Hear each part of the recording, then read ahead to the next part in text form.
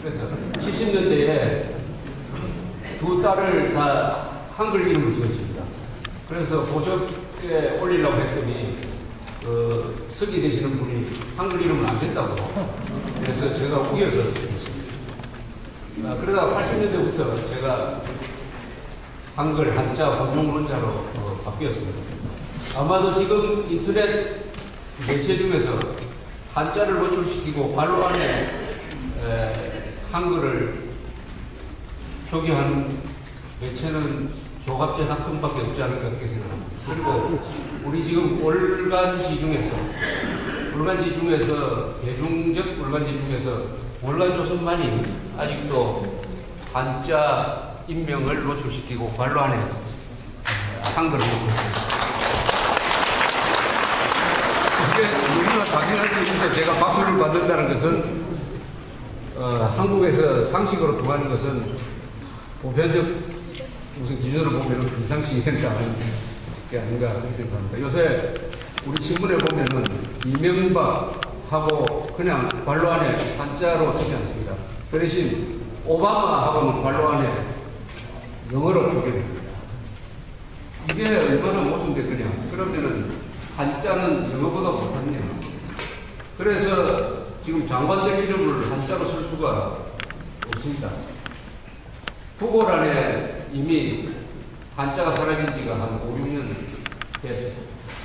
왜 이렇게 됐느냐 하면은 우선 돌아가신 분들의 한자 이름을 그 자손들이 있고 제대로 적지 못하니까 국어를 적어가지고 보내주는데 다 한글로 적어서 보내주고 이걸 보면은 이 한자를 불시로서는 계속 지켜갈 수 있겠지만은 생활 용어로서 교양으로서 또는 문화으로서 한자를 유지할 수 있겠느냐 하는 데 대해서 상당히 회의가 가는 바가 없지 않습니다. 그러나 방법은 있다고 생각합니다. 그 방법은 뭐냐? 이 대중민주사회에서는 목소리 큰 사람이 뭘 만들어냅니다. 묵묵하게 얌전하게 있으면은 바보 취급받고 이익을 지키지 못합니다. 그러니까 한자 복원 운동이라기보다는 저는 한국어 정상화 운동이라고 생각합니다. 사실은 한글 전용이라는 말은 그 말 자체가 한국어를 파괴하는 것이고 또한 지성을 파괴하는 것이고 교양을 파괴하는 것이고 어떻게 보면 모국어가 바로 조국인데 국가를 파괴하는 것이라고 생각한다면 이 한글 전용에 대해서 여기 계신 분들이 지금 독립운동하기 위해서 모이신 거하고 똑같다고 생각합니다.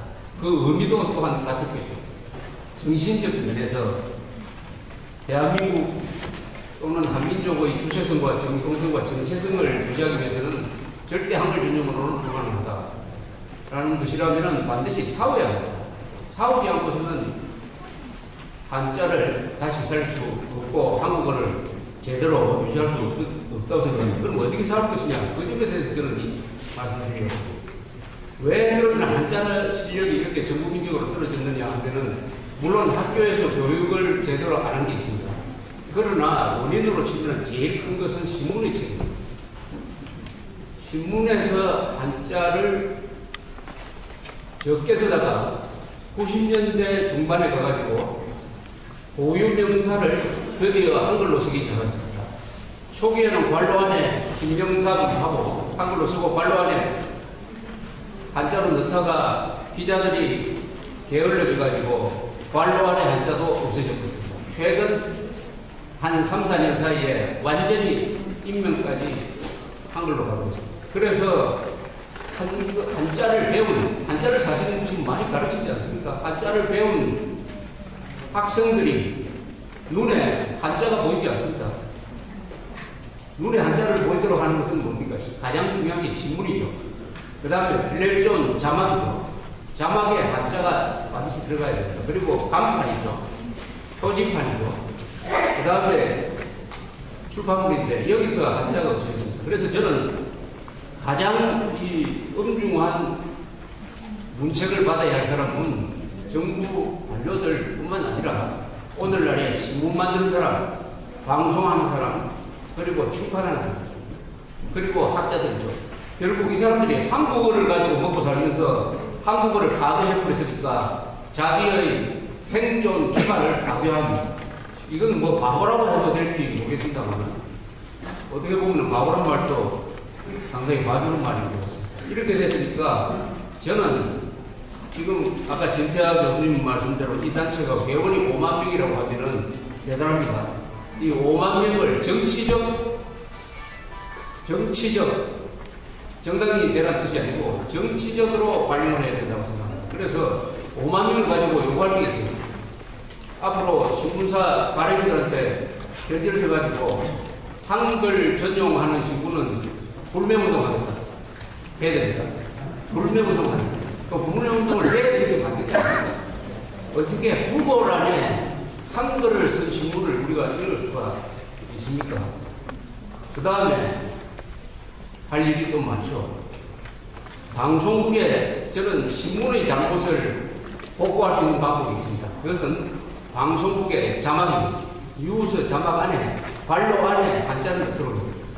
그러면 일상적으로 그 한자가 스쳐 지나가기 때문에 한자를 알고 있는 사람은 잊어버리지 않고 한자를 모르는 사람은 저절로 한자를 알게 되는 것입니다. 저의 경우를 예를 들면 저는 한 번도 한자 교육을 학교에서나 서당에서나 받은 적이 없습니다. 그러나 중학교 1학년 때 이미 신문을 다 읽을 수 있었습니다. 저희 한자 교과서는 뭐였느냐? 당시에 신문이었습니다. 신문을 자꾸 읽으니까 또 재미가 있으니까 저절로 한자를 알게 되었습니다. 한자는 저절로 알게 되는 문자라는 위대한 능력이 있는 것인데 반대로 아무리 한자를 알아도 지금 한자를 확인할 수 있는 자기가 알고 있는 한자 실력을 확인할 수 있는 신문이 없고 책이 없고 방송 자막이 없고 간판이 없으니까 알고 있는 한자도 다 잊어버립니다.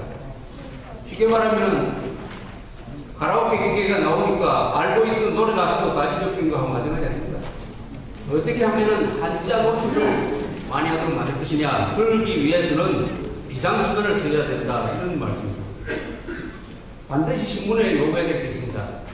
고유명사는 한자로 써야 된다. 한자를 노출시키는 게 원칙이 돼 임시병통으로 발로 아니라도 한자를 노출해야 된다.